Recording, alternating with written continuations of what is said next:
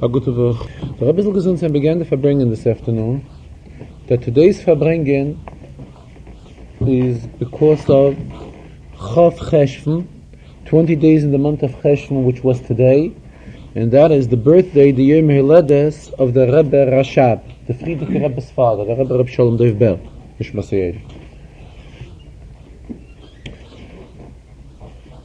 who was born on Chav Cheshvan in the year Tov Reish Chav Aleph. And as the Tzemach Tzedek, who was his grandfather, expressed himself regarding the Rebbe Rashab, the Rebbe Nishmas Yedin, the Rebbe immediately added on that the Tzemach Tzedek was the Nasi at the time when the Rebbe Rashab was born. And we know Daber Echad Lador V'lo Shnei Daborim, there is one Nasi to a dor and not two. So the Rebbe Nishmas Yedin was just born, he was just an infant. Later his father, the Rebbe Marash, became the Nasi. But at the time when he was born, the Tzemach Tzedek was the Nasi. So the Tzemach Tzedek expressed himself that Chof, the number Chof, as explained in Chassidus and in Kabbalah, has a shaykhus to Sviras HaKesach, and it is more obvious in the year that he was born, because the year Tov Reish Chav Aleph spells out Kisra, which is the same as Kesach. But added on that in Lashon HaKodesh we say Kesach. In Aramaic we would say Kisra. And the Alter Rebbe explains what's the chiluk of Lashon HaKodesh or Lashon Targum. Lashon HaKodesh explains the Inyanim as the Inyanim are in Atzilus. However, Lashon Targum, as expressed in the word Targum, Targum means it's a translation. So we must say it's the same minyan. Otherwise it's not a translation. When you translate something, you have the same minyan and you translate it. Targum, however, takes the same minyan, which in Lashon HaKodesh it is in Eilam HaAtzilus, and brings it down to Eilam Mizbiyah. So it's also the same idea that in Kisra we have the idea of Kesef. And this is the birthday of the Rebbe Rashab, of the Rebbe Nishmas Yedin. The Rebbe continued that it's special significance in this year, because this year is Shnas HaShmita. Shnas HaSheva, Shnas HaShmita, which means that in Eretz Yisrael we are forbidden to do any type of work in the field, any plowing or growing or planting, all these type of work is forbidden to do in the year of Shemitah. And the Rebbe explained, Bichlal, when a Yid does do field work, Chrisha, Zriya, planting and the growing and the cutting later, the entire procedure, Gemara tells us, how do we know what is prohibited on Shabbos? So the Gemara says we derive it from the Melechas HaMishkan. Anything which was used to erect the Mishkan, which was needed as a melacha, as an action to complete the Mishkan, all of those things are considered a melacha b'negei Shabbos, and Shabbos we are prohibited to do. So Charisha, Zriya, planting and growing, all these things were needed for the Mishkan. So we see the importance of these things. What do we mean by the Mishkan? By the Mishkan we mean that these inyanim were needed to reveal godliness in this world. The same when we're talking about these types of work, through them godliness was revealed in this world. In the world. Furthermore, when a Yid does this type of a work, the Rebbe continues, it's not just that he does it mitzad, as the pasuk says, Yoim v'layla la yishbaisu, that people are made and created to constantly be occupied and do work. When a Yid does this type of work, there's much more to it. There's a Gemara. Gemara tells us based on the pasuk, V'hoyo emunas itecha, choisen Yeshuos. It's a Gemara Masechta Shabbos, where the Gemara explains that this entire pasuk has a shaykhus to each one of the Shisha Sidrei Mishnah, of the 6 parts of Mishnayos. And the Gemara tells us there that Seder Zroyim, which is that Seder of Mishnayos, the first Seder of Mishnayos, which discusses all the halachas of planting and all the halachas of growing and so forth, the Gemara says that this Seder is called Emunah. Why? Another name besides being known as Seder Zroyim, it is also known as the Seder of Emunah. What shaykhus does it have to Emunah? Gemara continues, Maimin b'chai ha'olamim v'zeireya. That when a Yid gets involved in this type of work, he plants, puts the seeds into the land, into the piece of field, and he wants that the fruit should grow. A Yid does this with what type of an approach? With an approach of Maimin b'chai ha'olamim v'zeireya. He has his fullest belief in the Rabbeinu Shalom, that the Rabbeinu Shalom will give it a bracha and that his planting will be successful. So what type of an avodah we're talking about that Yidden are doing throughout the 6 years? It's an avodah that is penetrated with such an approach of Ma'amin b'chei ha'olamim v'zeireya. In other words, he doesn't just do his field work without any intentions. His purest intentions are there, that he's waiting for the bracha of HaKadosh Baruch Hu to come into his work. And here the Rebbe added on furthermore. The beginning of Seder Zroyim begins with Masechta Brachas. What is the first inyanim that are discussed in Masechta Brachas? The inyan of Krishma. The times when we are permitted to learn Krishma. From when on are we allowed to read Krishma at night? What is the whole idea of Krishma? Yiras Hashem. God-fearing. To fear HaKadosh Baruch Hu. What does this show us? That before a Yid gets involved in his day-to-day activities of going out in his field and planting and taking care of his fields and the vineyards and everything which is growing, and which this is what most of the people in those days drew a living from. What is the initial approach to all of this? The idea of Yiras Hashem, to be God-fearing, to remember the Rabbeinu Shalom. And Mamela had a emunah that whatever he's going to do or whatever is going to grow and all the outcome of his entire work, of his entire hard labor, is all dependent on the Rabbeinu Shalom. Now that it comes Shemitah, we say that a Yid stops all this. So when the Torah tells us to stop to do something and get into something else, we must say that the something else we are getting involved with is a yet higher inyan. Otherwise the Torah wouldn't tell us, Chas v'sholom, to go to a lower inyan. So we must say that when a Yid is going to fulfill the mitzvah of Shemitah by not being involved in all his field work, he's going to be able to achieve a yet higher madrega. And this is the year which we are in right now. And as the Rebbe continues further in the Farbrengen, the whole Sfarim tell us that the whole inyan of Shemitah is that a Yid has an opportunity not to be involved in his day-to-day activities, so that he should be able to be involved for an entire year of learning and davening and being solely dedicated to service the Rabbeinu Shalom, as we will get to in a moment. And the Rebbe continued that being that we're talking about the birthday of the Rebbe Rashab, the Rebbe Rashab is known for his tremendous accomplishments in Chassidus. He has contributed a tremendous amount, Pashat, all the in-depth hemsheichem of Chassidus and explanations and mamorim of Chassidus are from the Rebbe Rashab. Just to mention just the very famous ones, there's the Hemshech of Tafresh Ayin Beis and the Hemshech of Tafresh Samach Vav. All this is from the Rebbe Rashab. So the Rebbe Rashab demanded from us that we should have Yegiya, we should Horaveh in the learning of Chassidus. And the Rebbe expressed himself that our Haravanya, our straining ourselves, should not be the fact that we're holding ourselves back from sleeping in the middle of the Farbrengen, but we should strain ourselves to really be involved in learning Chassidus heavily as the Rebbe Rashab demanded from us. Then the Rebbe continued, as just mentioned, being that we just mentioned that it is the year of Shemitah, and the whole idea of Shemitah is, as it is explained in Sfarim, that a Yid should have an opportunity to be involved a full year, not to have any interference from his planting and growing and taking care of the fields and trees and so forth, but he should have a full year that he should be able to dedicate to learn Torah and Avodas Hashem for the Rabbeinu Shalom.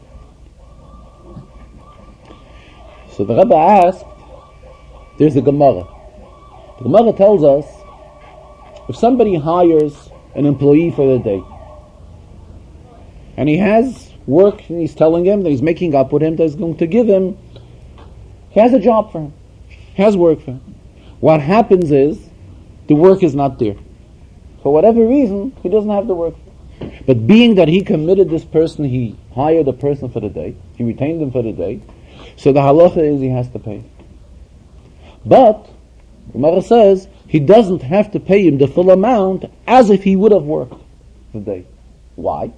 Gemara gives a reason, because a person is willing to take less and not work than to, as long as he's getting something for the day. In other words, the person got his satisfaction after all, he didn't strain himself, and his day is paid, so a person agrees to that. Then the Gemara continues that there are b'nei mechuzah, certain people, certain individuals. These individuals are used to very hard work. That is by nature. Constantly they were involved in a very hard labor. So Gemara says, if one hires one of these people, and he doesn't have the work ready for him, the work is not there for whatever reason, Gemara says he definitely has to pay him the full amount. Because this person, Taka, feels bad that he wasn't able to produce, because this is what he is used to. He's used to hard labor on a daily basis. The Gemara, I think, goes to such an extent saying that if he doesn't have this hard labor, it even weakens him. This is the type of structure he got into on a day-to-day life. And that's what he enjoys. So to say that he's happy when he didn't have to work, as long as he's getting paid for the day, the Gemara says we can't say it regarding these people. So Mamela, he has to compensate them fully. Same the Rebbe says, when people are involved in working in their fields constantly, and this is something which they're doing day after day, 6 days a week, for 6 consecutive years in a row, now when it comes Shemitah, and you're telling the person that it's a year of Shemitah, he has to sit back, and he's not going to do any work. So obviously this is comparing him to the hard laborer who's working very hard every day, and now when you hired him, you retained him for a day and you don't have no work for him, he will definitely not be happy. You're not going to satisfy him just by the fact that he'll relax that day. And even though he'll be paid, this person is unhappy with such a situation. The same when we're talking about people who are used to take care of their fields and are doing field work constantly for years, year after year in a row, these people will definitely not be satisfied, obviously, when it comes Shemitah, to tell him sit back, and your union is to go sit down, sit and learn, and be happy with such a year. So to understand this, the Rebbe says, we can understand it with the concept of chinuch. Chinuch means we train somebody. We educate him. What's the pshat? We train him. We take a youngster, and we train him, and we educate him that he should be able to have all his knowledge and know how to act, and know how to fir sich, and how to do everything once he grows up as an adult. The same the Rebbe says, regarding this union here, a person, we educate him, being that the Torah has told us about the existence of Shemitah, and we know that after 6 years have passed, we are prohibited to do any type of work in the field. Memela, a person is like zich mechanech, he's going through a type of a self-chinuch, on a year-to-year basis, whereby he always knows that there will come the 7th year, he wouldn't be allowed to go into the field and take care of whatever he planted and whatever he's growing there and so forth. Talking about this union of chinuch, explaining that concept of Shemitah with the idea of chinuch, here the Rebbe came into the talk about the general importance of chinuch, about seeing to it that every Jewish child and every Jewish adult who is a child in this sense, if he's lacking Yiddishkeit, to see to it that we reach out to all these Yidden. And the Rebbe told about the Frierdiker Rebbe, that the Frierdiker Rebbe said about himself that he was always a Bal Choiv. He was always indebted. He always had financial debts. And some he paid on time, some he wasn't able to make the payment on time, so he delayed the payment, which naturally was not too tasteful to be in such a situation. But as the Frierdiker Rebbe concluded, in Yiddish he expressed himself, "Kein Bal Choiv bin ich keinmal nicht geblieben." In other words, ultimately he took care of all of his debts. He paid up all his debts. And the Rebbe explained that his attitude had to be such that initially he would go out and lend money, make sure that he had the funds for his activities. Because would he do the opposite? Would he first go for activities and later start looking for funds? Then the child who is sitting and waiting to get a proper Yiddish chinuch may not wait till he'll get the money, and then who knows what's going to be with the child. Memela, we are not allowed. We have to do our inyan. If it means that we have to get involved in debts, we get involved, and naturally safely in a system where we know that ultimately we'll be able to repay the debts. And the Rebbe referred to the expression of the pasuk, "Ten li hanefesh." Our prime concern has to be about the neshama of the child, and we have to see to it that every Jewish child receives a proper Yiddish chinuch. And here the Rebbe referred to what happened in Israel many years ago, when children came in from Yemen and from other similar countries, where the people who were involved in the process of the aliyah of those children have taken the children away from their parents and have given them a completely secular education, not giving them any drop of Yiddishkeit into their education whatsoever. The irony here, the Rebbe says, is that the person who was the head of the offices that were involved in setting up and placing all of these children were people who in their private lives they were from Yid. People who in their private lives would daven 3 times a day. And still, when it came to such a problem, their excuse would be that being that they are the ones that rescued these children and brought them from these countries, they have the full authority over these children and placing them wherever they see it be fit that the children should be placed. So first of all, the Rebbe says there's no such thing that a Yid has an authority over another Yid's neshama. True, they were the ones that processed the rescue of these Yidden and brought them from countries where they had to be rescued and brought them into Eretz Yisrael. But no way is this an excuse to utilize Balabatishkai, to utilize authority over these children's neshamas. And the Rebbe says, though many years have passed, we're talking about things that have taken place over 30 years ago, but still, the records are still here, and all the data is still here, and all the information of where the children were placed, and addresses where the children were sent into, and the proper thing would be that those people who were involved at that time in doing such a crime should step forward now and reveal where these children were sent. Naturally, they are not children anymore, they are adults, but at least whatever tshuva that it's possible to do at this point should definitely be done.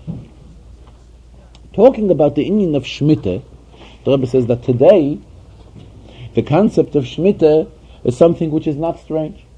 Why? Because today, in today's society, we know about a concept of people taking a sabbatical. Why is this practice done? This practice is done so that this individual, in whatever field he is in, will have an opportunity to increase his knowledge and upgrade himself so that whatever field he's specializing in, so that when he goes back to work after his sabbatical, he will be yet more successful. And the Rebbe compared the same minyan in halacha. B'negei Rabbanim. The Rebbe says we have Rabbanim. There are Rabbanim who have gotten smicha on Rabbanis, and they know how to learn, and they know how to pass shailas. But what happened is, since they have received their smicha, there are many shailas, new shailas that were introduced, and many new situations that have aroused, and it's their obligation to see to it that they should upgrade their own knowledge, so that when shailas and halacha are referred to them, and it comes out for them to paskin these shailas, they should be able to paskin the shailas properly and have a proper knowledge and a proper background. And these shailas, which are more kind of current shailas, which they did not learn about at the time when they went through receiving their exams and getting their smicha. The Rebbe spoke about it at length. The Rebbe explained the need of it, and the truth is, there's nothing wrong. We know that there are Rabbanim that received smicha, and some Rabbanim have, not all Rabbanim have gone through all 4 parts of Shulchan Aruch before they received smicha. In fact, the system in the yeshivas on giving smicha does not even require a student to go through all 4 parts of Shulchan Aruch. And the Rebbe explained, in yeshiva what's mostly learned is the first part of Yerideyah. The second part of Yerideyah has more simanim, has more chapters than the first. And that's even not learned before an individual gets his smicha. So now when he's confronted with shailas from the second part of Yerideyah, it is his obligation to make sure that he has learned this part now thoroughly, so that he should be able to pass shailas and not to be criticized from others that he's not passing the Shaila properly. So it's also the same idea of an Indian of Shnas HaShmita, to utilize an opportune time to upgrade his knowledge so that he should be able to handle all aspects of halacha accordingly. As is customary in the Farbrengen that the Rebbe learns a Rashi and also an Indian in the Rambam every weekly Farbrengen. In today's Farbrengen, Rebbe also mentioned that when he was about to decide to Farbreng today, he thought on two inyanim, which he's been talking about recently. Where does he have a mocker in this week's parsha on the inyan of Chabad houses, and also on the inyan of Asay L'Chorav? And he looked into this week's Sedra and was looking for a source in this week's Sedra for Asay L'Chorav. The Rebbe says there's a very obvious one. Pasuk tells us the Loit, that Loit was Yeshev B'Shas Adayim. And Rashi tells us Oise Hayoim, it was on that day Sheminuhu Shoifet Aleim, that on that day they appointed Loit as a judge on them. The Rebbe says, what does a judge mean? In our terminology, it would mean a Rav. So what do we see from here? What we see from here is that the people of Sdoim, who the Pasuk tells us, when the Pasuk wants to describe the people of Sdoim, what does the Pasuk say? That they were Royim, Vechatoyim, Lashem, they were very wicked people and sinful people. And the Pasuk doesn't stop there. The Pasuk goes ahead, B'mi'oid, very, very, very big sinners. That is what the people of Sdoim were. So if the people of Sdoim, prior to Matan Torah, have found it suitable, the Rebbe says, that they have to choose a Rav, how much more so is it for us nowadays to realize the importance that we have to select a Rav and make sure that we have somebody who we listen to and we discuss our inyanim with, and not just hear what he listen to what he, in other words, hear from him things, but to fulfill the inyanim which he tells us to do. And while talking about this inyan of Asay L'Chorav, the Rebbe had his hand outside and began pointing, and he says he could ask an individual, do you have a Rav already? And how many times have you spoken to your Rav? The Rebbe says, but he doesn't want to embarrass. Why should he embarrass a younger man by asking him if he's already chosen a Rav? At the time there are older people with white beards who are sitting in their appropriate places that are suitable for a person with a white beard to sit in, and those people probably have also not chosen their Rav yet. So why should he embarrass somebody else by asking him such type of a question? Rabbi says when he got his letter, when he initially came out with the concept of Asay L'Chorav, he got a letter from someone, and that person wrote to him that what's going to happen is that the ones that are not in need of a Rav, they are going to be the first ones to choose a Rav. Those who are in need of a Rav, they will turn their way out and not find themselves a Rav. And the Rebbe says, Kach have, this is exactly what happened. It's exactly the way that person wrote to him. This is taka what really happened. And again, the Rebbe appealed very strongly that everyone should see to it that they have a Rav whom they relate to, and taka listen and fulfill to the advice which is given from the Rav to them as well.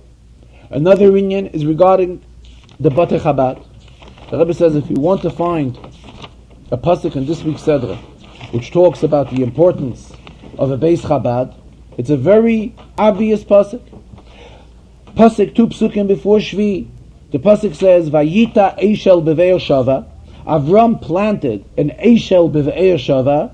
Vayikra Sham B'Shem Hashem Keilayla. And Rashi comments what is meant by Eishel.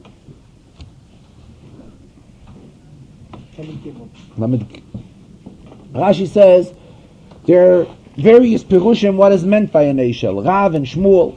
But anyways, what does it mean? It's basically that Avram cared for a house for Orchim, where he provided all their needs. He gave them to eat and to drink, and that is where he sent them off, the mitzvah of Vayera, to bagleit a guest, escort a guest. And at the same time, what did Avram do there? Vayikra Shem b'shem Hashem keilaylam. He made known the name of Hashem. Chazal tell us, don't read the word Vayikra, but read it Vayakri. What did Avram Avinu do? He publicized godliness. What is all this about? The same idea of what a Chabad house is. So if we want to find a lesson about the Indian importance of opening a Chabad house, in this week's Chazarah, it's very obvious. For those who would not want to refer to it by giving it the title of a Chabad house, the Rebbe continues, a Beis Chabad, but it is still the same idea.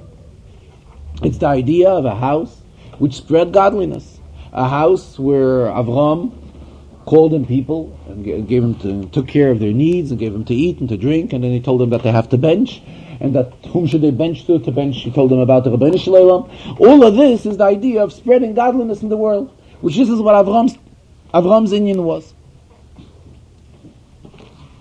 Another important inyan which the Rebbe spoke about is, he says that he's been talking about it since Rosh Hashanah.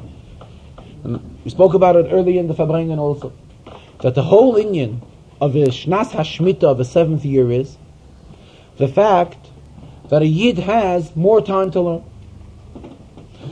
So in a letter which the Rebbe wrote at the end of Tishrei, the Rebbe also wrote about it by Arichos at length, where the Rebbe is urging us very strongly that being that this is a 7th year, even though we are in Chutz La'aretz, we are not in Eretz Yisrael, but still, this is an appropriate year to make increases in our learning of Torah. The Rebbe mentioned today that Chav Cheshvan is 50 days since Rosh Hashanah. In other words, from Rosh Hashanah till today, 50 days passed already. In fact, Chav Cheshvan, we will notice, is also coming out the same day as Rosh Hashanah. As the first day of Rosh Hashanah. First day of Rosh Hashanah this year came out on Shabbos. Same Chav Cheshvan, because Tishrei is always a Malay. Tishrei is a full month with 30 days. Memela, Chav Cheshvan will always come out on the same day as Rosh Hashanah. Memela, the Rebbe says, he's raising a question. How many participants in the Farbrengen have already made increases in Limud HaTorah? It's already 50 days that we are in the year of Shemitah. How many of us have already made new shiurim in learning, shiurim which should be appropriate, being that we are now in a year of Shemitah? Regarding explaining an inyan in the Sedra and the Rashis, and as it's customary recently that explanations are on such questions which are raised in the periodicals which are published, and the Rebbe selects one or two of these questions and continues to explain them. So the Rebbe raised the question on the pasuk V'loit Yoshev b'shas doim. This pasuk which we just mentioned before. This is in Kapitel Yutes pasuk Aleph, the first pasuk after Shlishi. So Rashi uses the expression, quotes the words V'loit Yoshev b'shas doim. Rashi says Yoshev ksiv. It is written Yoshev, not Yoshav, meaning that it was on that day that they appointed Lot that he should be a judge upon them, based on the rule which we know that the words that are quoted from the pasuk are also by Rashi, and that is extremely accurate. In other words, Rashi only quotes these words that are negeya to the pshat in the pasuk. Based on that, Rashi here is touching up the word Yoshev. So why does Rashi quote V'loit Yoshev b'shas doim? Obviously, Rashi could have just quoted Yoshev, or at the most V'loit Yoshev. Why is there a need for Rashi also to quote b'shas doim? So Rebbe says this is the question which is raised by whoever raised the question, which is printed in the Oros HaTmimah. But it seems that person could have really developed the question more, and he didn't. Because there's another similar Rashi in Pashas Chayisara. In Pashas Chayisara, it's regarding Ephraim. Ephraim Yoshev. So there's also a similar Rashi. Rashi is also quoting more than the word of Yoshev. And what does Rashi say? Oise hayoim, on that day minu, he was appointed shoiter alayim. Ephraim Yoshev only. Okay, Ephraim Yoshev, and no more. And thank you. And Rashi, they're saying on that day he was appointed a shoiter. A shoiter obviously means a policeman. So we see that there's some sort of an accuracy here.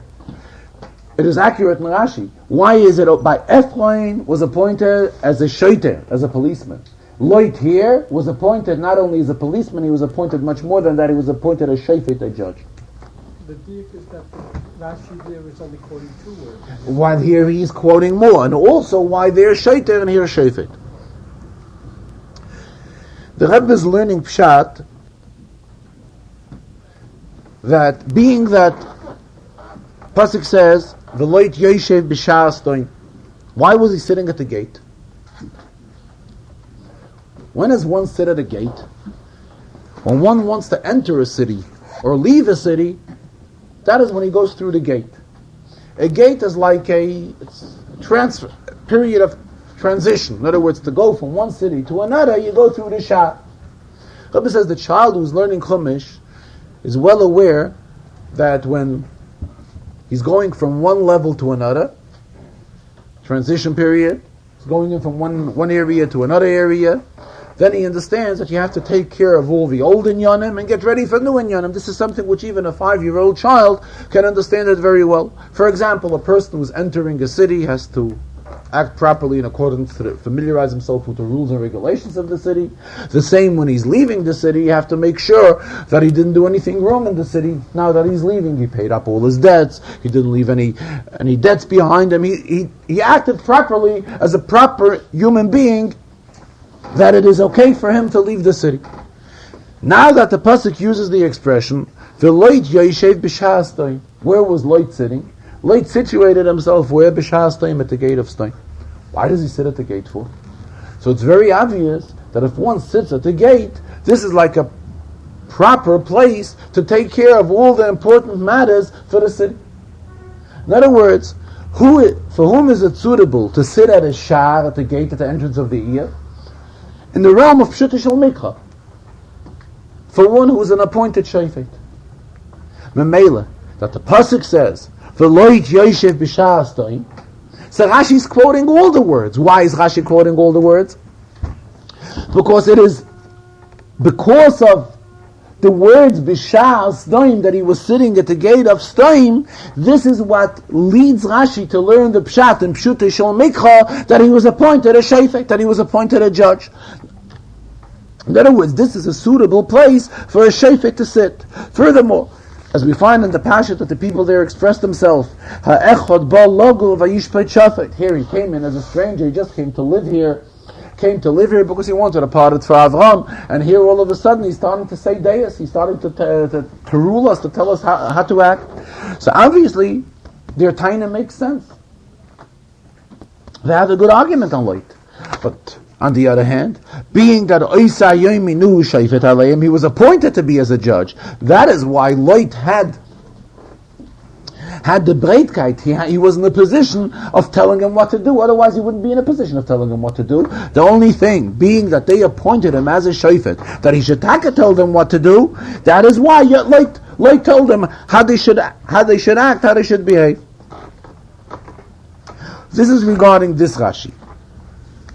Then there's another Rashi, on the pasuk of Vayita Eishel, which we discussed 2 psukim before Shvi. And here there's a long Rashi, which Rashi brings, as we mentioned earlier, there's a machlokes of Rav Shmuel, 2 Ameroim, where each one learns pshat, what is the meaning of an Eishel. Whether it means a pardes, a whole vineyard kind of, lahavi mimenu peres, which should be a source for fruit, la'ochem besuda, being Avram had guests, so he planted a field where he should be able to have fruit for his guests.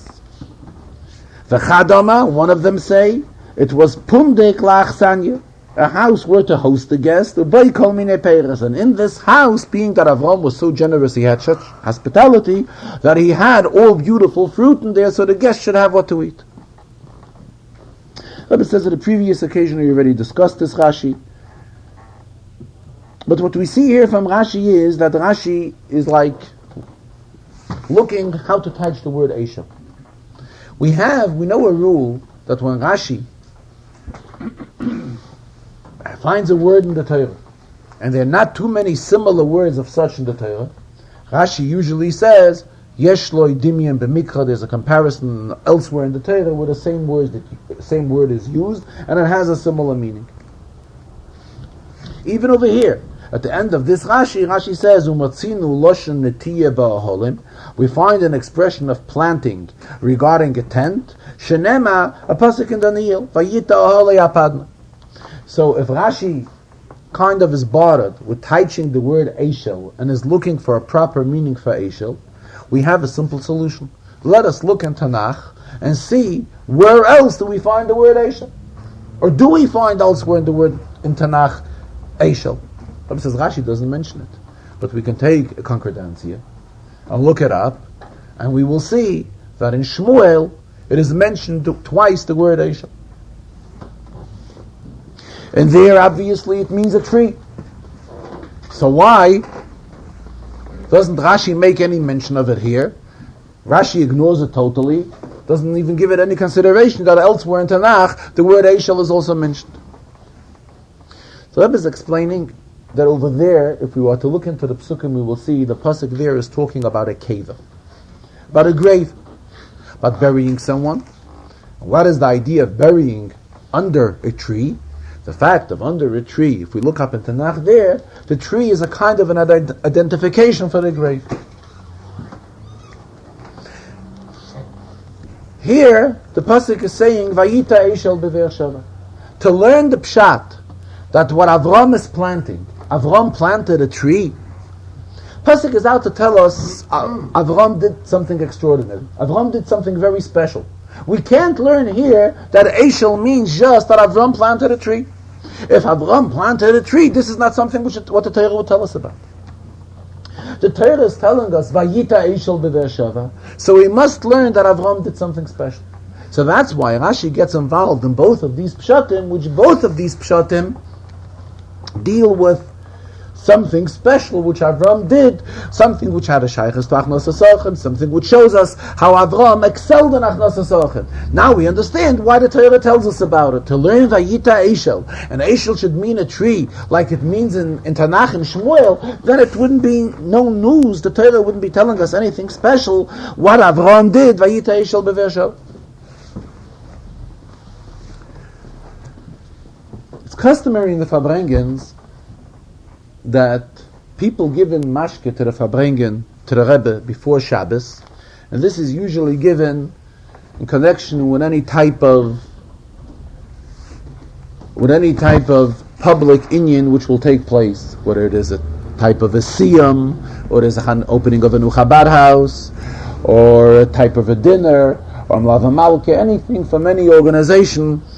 So mashke is usually given into the Rebbe before Shabbos, and Shabbos during the Farbrengen, the Rebbe calls the individual one or two or three people or people that are at the head of this specific institution. The Rebbe gives them to say l'chaim, and that they should also announce what occasion this is in regard with. After giving out the mashke in today's Farbrengen, the Rebbe began to speak about an inyan. The Rebbe says that these days, there is a convention of Tzira Agudas Chabad in Eretz Yisrael, which is taking place these days, and it has participants, people from all over Eretz Yisrael are invited to participate in this convention. And still, the Rebbe says, it did not dawn on anyone who's a friend or a close friend or whatever to the people who are standing behind running this convention to submit mashke to this Farbrengen, and then to send the mashke to them so that they too will have mashke from such a Farbrengen. The Rebbe says true that when all the Orchim were here on Tishrei, Mashke was also submitted for this cause. The Rebbe says we know human nature. That mashke is from Tishrei. When human nature is that when something new arrives, it always gives us a new warmth, a new inspiration. So if the convention which is taking place the next couple of days in Eretz Yisrael, they would be getting mashke not from Tishrei, but they will be getting mashke from the Chav Chesh from the Farbrengen, it would definitely bring to much more enthusiasm. And why Taki wasn't anybody, any mashpia or anyone that thought of it to submit mashke this Farbrengen? The Rebbe says it's no difference the fact that the mashke is from him, yes from him, not from him. This is how he expressed himself, ja von mir, nicht von mir. The fact that this mashke is coming from the Daled Ames, from the area of the Friedeke Rebbe, and the fact that this mashke is coming from a Farbrengen which has more than Asara Yisrael, more than 10 people that are participating in this Farbrengen. This, in fact, these facts give a specialty to this mashke, give a special chshivas to it. And L'chaim is said here, and L'chaim will be said there. And Memele, it's something which adds a lot to the convention. And still the Rebbe says there was nobody that thought about it to submit this mashke, and then the mashke would be given. In some way would definitely been found, and could have been found, a way to send over the mashke that they should have it there in Eretz Yisrael. Right. And talking about this Indian, the Rebbe says, though that when something takes place, everybody knows that when a convention or a similar type of thing takes place, he's asked right away to send a telegram of greeting to such an occasion. Rabbi says in previous generations, by the previous Rabbeim, there was no such thing of telegrams. Nobody knew what a telegram is, and nobody had any intentions of telegrams. Today, if he sends he sends a telegram to one function, and he doesn't send it to another function, then he immediately receives letters. Does this mean that this other function wasn't satisfactory? Does it mean that something is wrong or something was lacking? And why didn't they get the attention as the other institution did? And the other institution did get a telegram from him, and so forth. And these things, he says, are things which see them always never played a role. The fact of sending a telegram, nonetheless, now it was instituted. But again, came back to the issue, why didn't anybody worry to submit mashke for the convention of Tzir Agudas Chabad, which has taken place in Eretz Yisrael? The Rebbe concluded that being that there is somebody here who came for Chav Chesh from Eretz Yisrael, and that person is going back right after Chav Chesh, Rebbe says he will give him, Rebbe used the expression in a format of Yisarusa de La'ela Kaviyachol. That was the expression he used. In other words, when Chassidus tells us there's an Isarusa de Latata and Isarusa de Leila, when the awakening comes from the mass, from the people, and there's when the awakening comes from higher up. He used the expression, though this is an Isarusa de Leila way, he will send this mashke, which should be for success for the convention which is taking place in Eretz Yisrael. I don't know, somewhere here in the area of Farbrengen, where the Rebbe spoke about the importance of L'charav, and making additional shiurim and Torah. The Rebbe says he doesn't want to start looking too hard, start searching too much. The Rebbe says because once he will start searching, he expressed himself, he will have to start searching within himself also.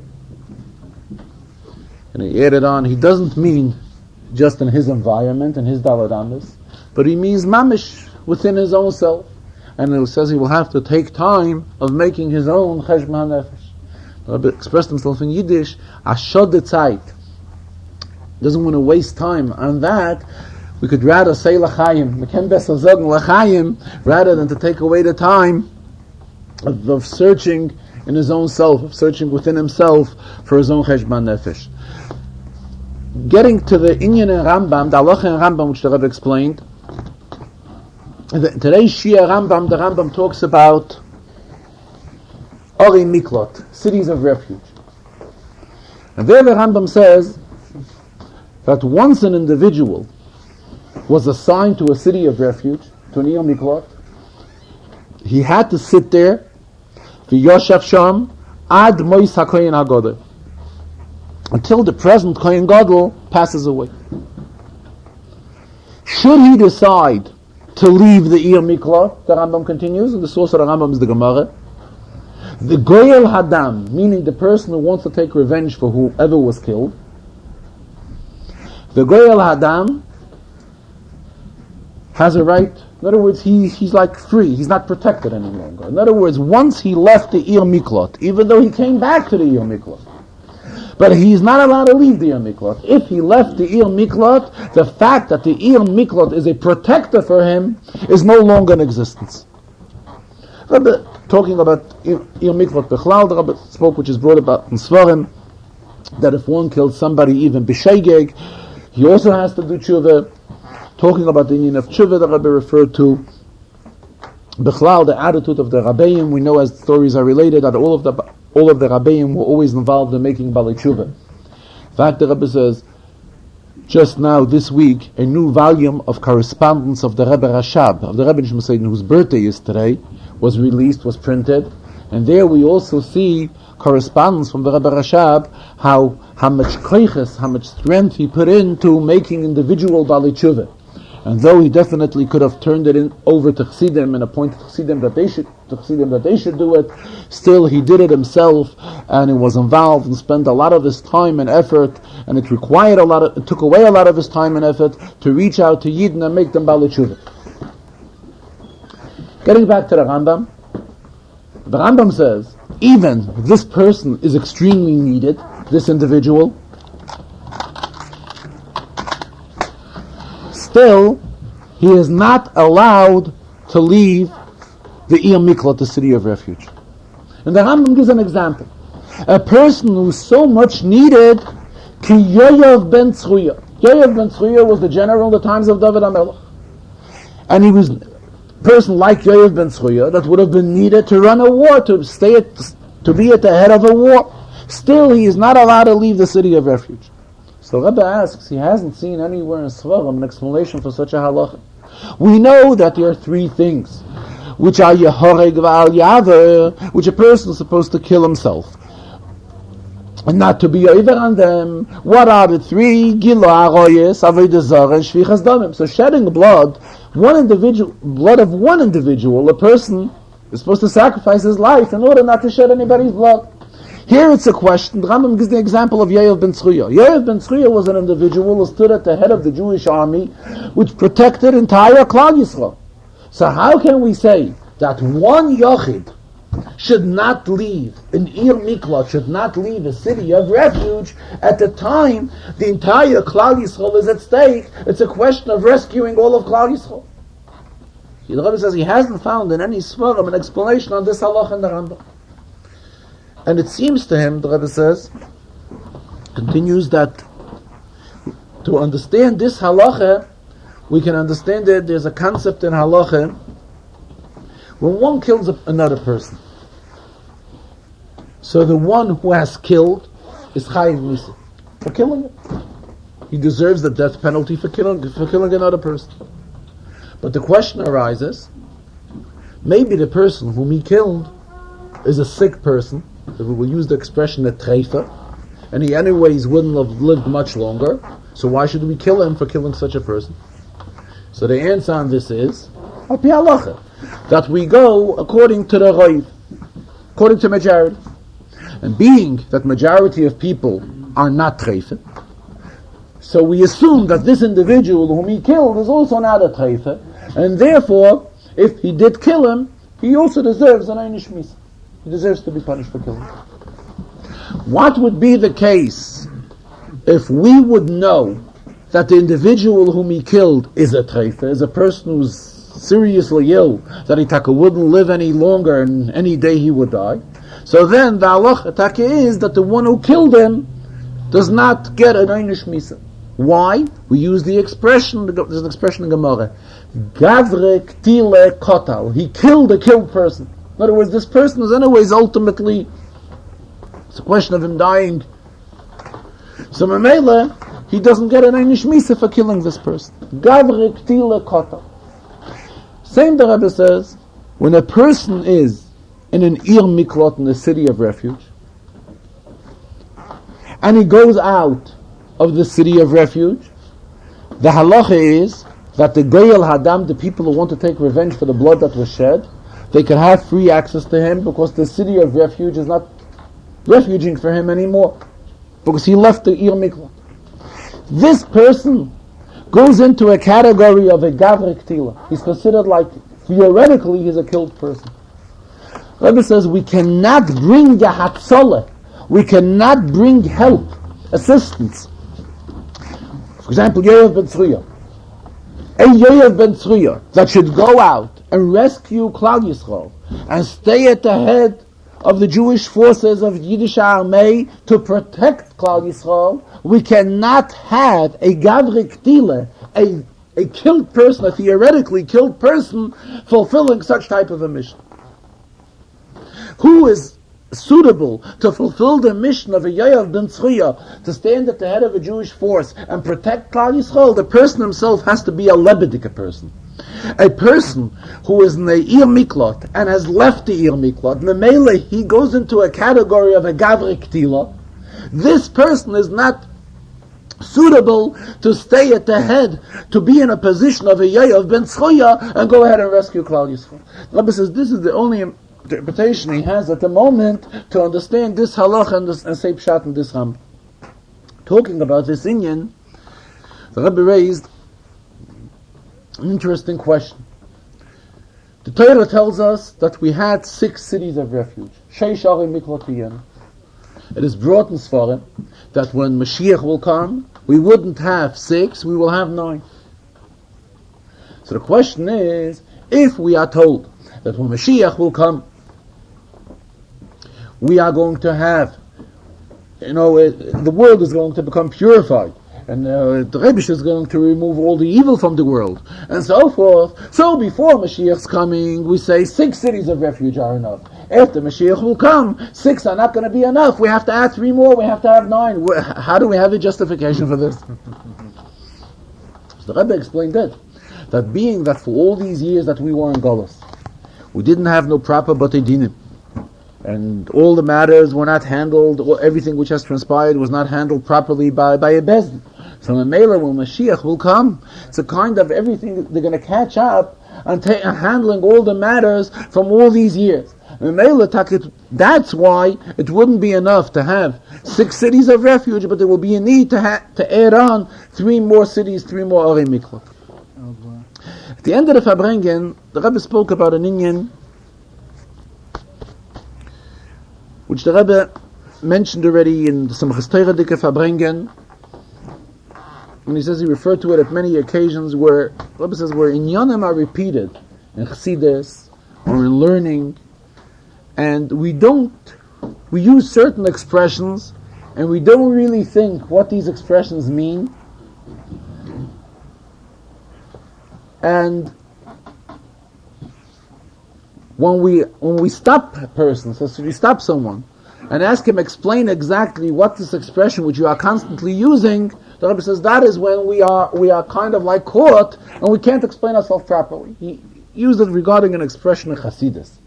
In Chassidus there's an expression, the tzimtzum is meir.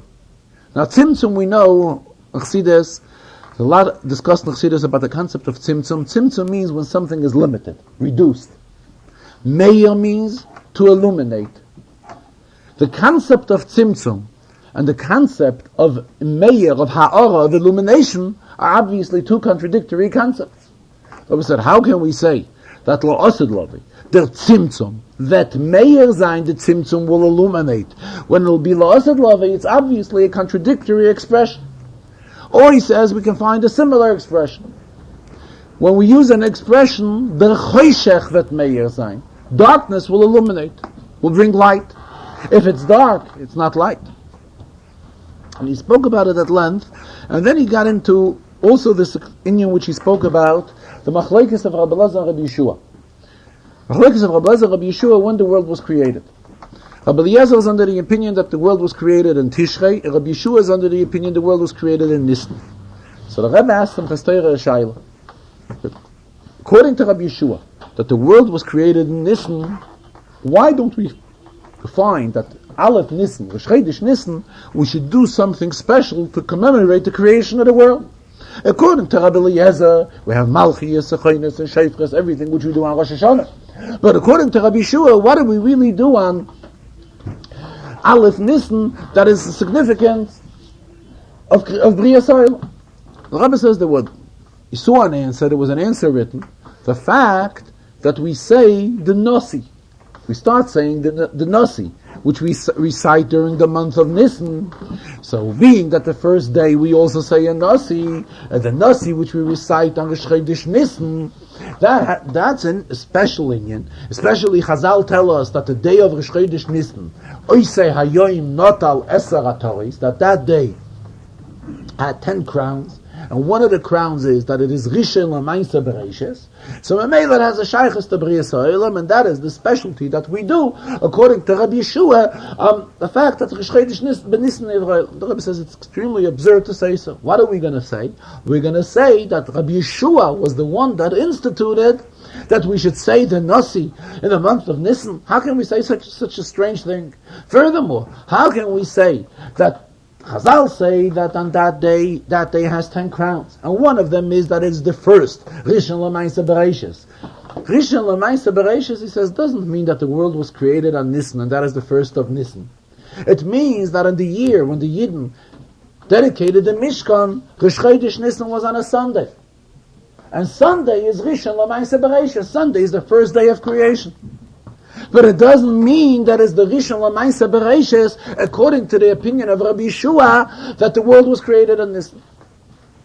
What the Rebbe was really trying to bring out, that when we get into an inyan, and we're looking for an explanation for an inyan, or we relate something, whether it is a chassidus or a nigla, we should really understand the inyanim thoroughly and properly, and when we express ourselves, it should be such type of expressions which do not arouse any questions, but everything should be very clear and very, very much understood, and to relate in such a way. The Rebbe concluded the Farbrengen with the famous story from the Rebbe Rashab, whose birthday is today, that it was once on a Parshas Vayera, and he came home to his Zayda, to the Tzemach Tzedek, and he was crying bitterly. Why is it that Avraham Avinu was fortunate that the Rabbeinu Shalom should reveal himself to him, as we read in the beginning of this week's Chazarah, Vayera Elov Hashem, that HaKadosh Baruch Hu revealed himself to Avraham Avinu, and why is it that we are not fortunate that the Rebbe should reveal himself to us?